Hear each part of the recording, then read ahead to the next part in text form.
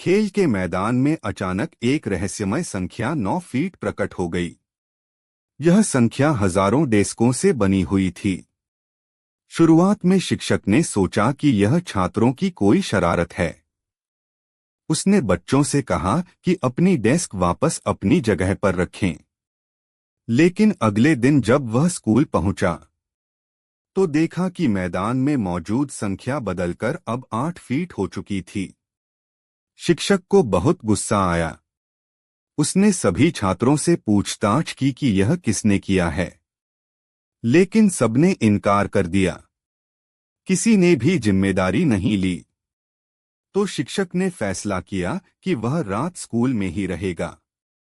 जब रात के ठीक 12 बजे घड़ी की सुइयां एक साथ आईं, शिक्षक को अचानक चक्कर आया और वह बेहोश हो गया। जब होश आया तो अगली सुबह हो चुकी थी। वह तेजी से खिड़की की ओर भागा और देखा कि अब मैदान की संख्या 7 फीट हो चुकी है। अब सबको एहसास हुआ कि यह एक उल्टी गिनती है, जो कल 6 फीट होगी, फिर 5 फीट, 4 फीट, 3 फीट, 2 फीट, 1, और जब यह शून्य पर पहुंचेगी तो शायद कोई बड़ी तबाही आ सकती है। इस बिंदु पर प्रधानाचार्य ने फैसला लिया कि रात में स्कूल में सुरक्षा गार्ड्स की तैनाती की जाए। स्कूल खत्म होने के बाद सभी क्लासरूम्स को ताले लगा दिए गए। लेकिन अगली सुबह शिक्षक ने गार्ड्स को जमीन पर बेहोश पाया। जब वह मैदान में गया तो देखा कि संख्या अब 6 फीट हो चुकी है। ये अजीबोगरीब घटनाएं अब समाचारों में भी आने लगी थीं। एक न्यूज टीम ने भी रात स्कूल में रुकने का प्लान बनाया। अगली सुबह मैदान डेस्कों से पूरी तरह भरा हुआ था। शिक्षक न्यूज टीम की गाड़ी के पास गया। सभी लोग जमीन पर सोए हुए मिले। जब उन्हें जगाया गया तो किसी को भी याद नहीं था कि रात को क्या हुआ था। उन्होंने रिकॉर्ड किया गया वीडियो देखा, लेकिन जैसे ही समय 12 बजे सिग्नल अचानक बंद हो गया। जब वीडियो को आगे बढ़ाया गया तो सुबह 5:30 बजे सिग्नल वापस आया और अब संख्या 5 फीट हो चुकी थी।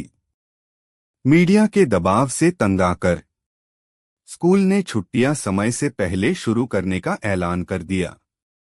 सभी शिक्षक और छात्र अपने घर चले गए। कई रिपोर्टर स्कूल के बाहर जमा हो गए।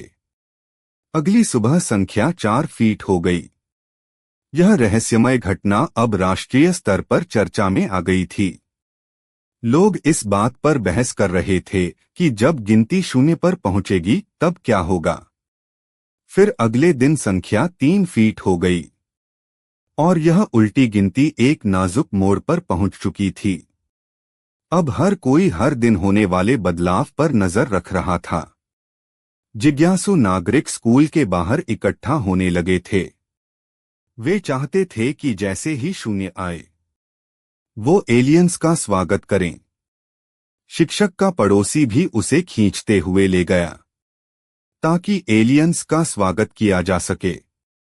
मगर शिक्षक को लगने लगा कि जैसे सभी लोग पागल हो गए हैं। अगर कोई एलियन आया तो वह सबसे पहले उसका सामना करेगा। अचानक उसके चारों ओर की हवा रुक सी गई। घड़ी ने रात के 12 बजाए।